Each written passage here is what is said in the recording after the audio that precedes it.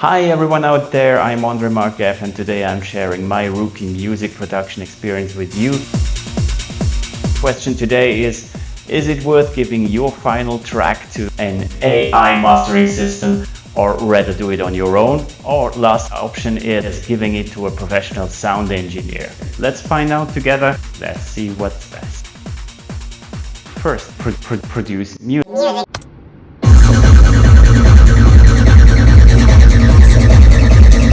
Most important, make sure your mix is done correctly.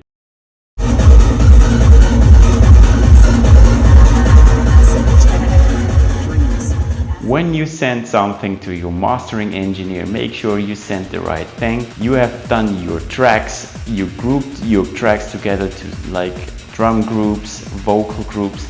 This builds your stems. In parallel, I asked artists and DJs I really respect for some feedback, and they opened up items like sidechaining, de-esser, focus in the track itself, which makes probably the sound quality not as good as desired. But is this really a mastering issue or is it a mixing issue? We're gonna check that out when we talk to a professional sound engineer.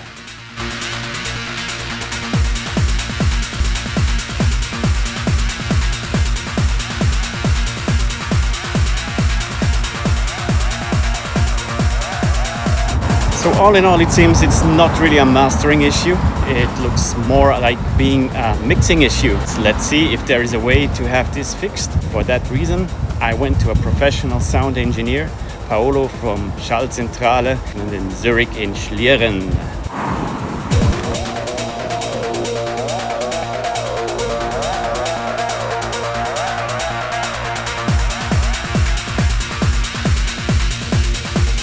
Hi, my name is Paolo Fedrigoli. After my time at the Full Sail University, I worked for big studios around the world, including the Record Plant in Hollywood and Bob Studios in South Africa. As a musician, I was signed to EMI and Virgin Records. About 25 years ago, I started my own studio called Schallzentrale. Also had a career as a DJ. My DJ name was Paolo. And as an event promoter for festivals and parties. I've been mixing, mastering and recording for 40 years now. I'm still having a good time doing it.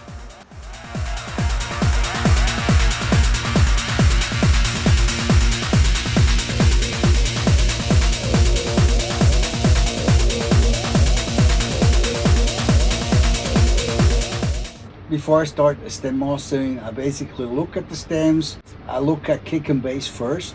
If they work together, then we're all good to go. Let's check this out. Very good. Hey! Very good. Then the next thing I look at in the other stems is how much low-end rumble is there. If there's a lot of low-end rumble, I will have to filter that, because in the end it will cause phase issues with kick and bass. We'll basically mask kick and bass. We don't want that. So we look at the claps. Yes, these claps have a lot of low-end rumble stuff below 200 or 300 hertz that is not needed for the claps. We'll look at the hi-hats. Have the same issue. The hi-hats sound good, but they have a lot of low-end rumble. So if you have a lot of low-end rumble on every channel, on every stem, it will add up and it will cause phase cancellations with kick and bass. Kick and bass will lose energy. We don't want that. I messed it up completely, or do you think you can actually save it and make something good out of it? I can work with this, absolutely. Really? Hey, great. Thank you. So let's do You're it. welcome.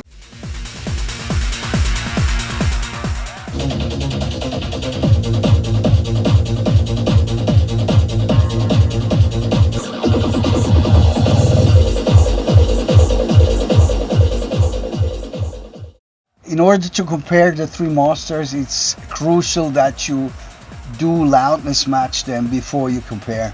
Because if you don't loudness match them, you will be fooled by the louder master, because the first impression is that the louder master sounds better, and yeah, that's an illusion.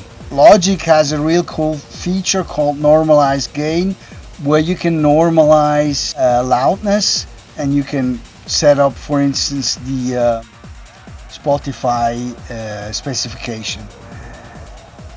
And let's quickly have a listen. First, we hear the stem master that I did here.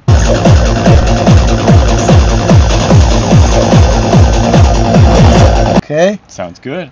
sounds good. Then we're going to listen the AI master.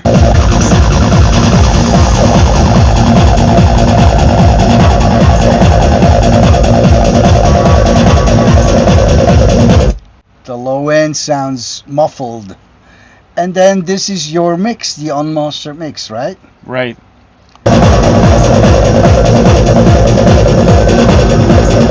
On top we have our stem mastering. It's not the loudest. There's a small loudness difference between the AI mastering here and the manual stem mastering. But what you can see is that the AI mastering has almost no dynamics or very little dynamics. It's flat, whereas the stem mastering that I've done still has some healthy dynamics. Okay, but obviously stem mastering was the right choice for this process. That's my humble opinion. Okay? Just once again for the audience.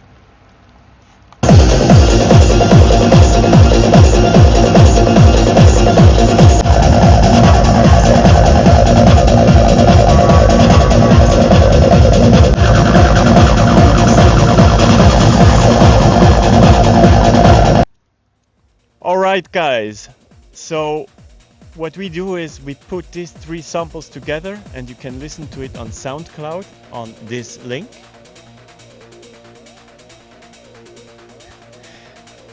And build your own opinion about it. Paolo, honestly, I mean, we hear the difference. It's just obvious which mastering is the best one. And as far as I can say, I think your mastering is really the best one. Thank you, Andre. The question what I have is, I mean, look, it's an acid techno track. Is it really worth investing that amount of money in a mastering for such a track? Yeah, I think it's always good to strive for the best sound quality possible, and oftentimes it's not even a question of money. It's a question of knowledge. Do you know what the new loudness standards are? Can you use them to your advantage? Spotify has since 2017 a loudness standard, and a lot of masters still master like we're still in the loudness war, and they actually lose the possibility to have musical dynamics because they think they want to be louder, and Spotify obviously turns them down. So the louder you master, the more you get turned down on Spotify and on every other streaming service. So yeah, is it worth it? I think if you have a really good sounding piece of music, it is worth it. The fact that we have a new loudness standard through the streaming services is a bit unknown. It's to me I think for a lot of people it's like an enigma.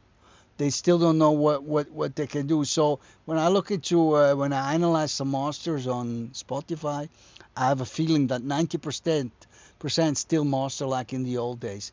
10% use this advantage and they do sound better, which can be used to your advantage. Obviously, dynamics are an important point in music production, and if you just limit them away and then get turned down on Spotify because you think you wanted to have a louder master, it's counterproductive. So I would advise to keep that in mind. Paolo, you just mastered my track. You did a stem mastering, correct? Yes, that's a stem mastering. So stem mastering is not the same as mixing, obviously, and it's also I'm always surprised that people mix up the two terms, stems and multitracks. When I mix, people say, "Hey, we're gonna send you the stems," and what they actually mean is send you the multitracks. And in stem mastering, when they send me the stems are subgroups, and the mix is done by the client. He just exports them not as a stereo file, but as stems, such as drums, guitars, voices, keyboards.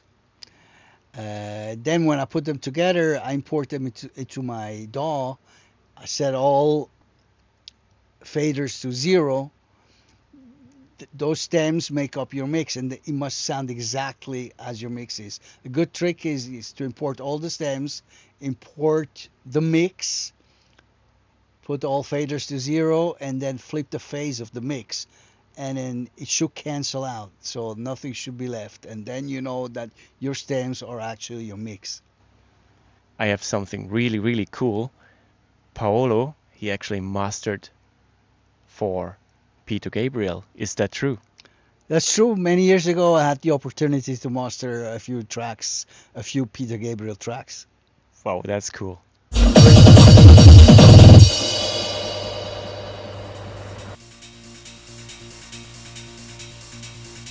Same mix, same production, 3 completely different results.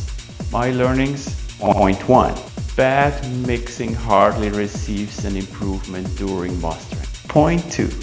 I can spend months in learning arrangement, sound production, etc. etc. It won't make me a good sound engineer for mastering.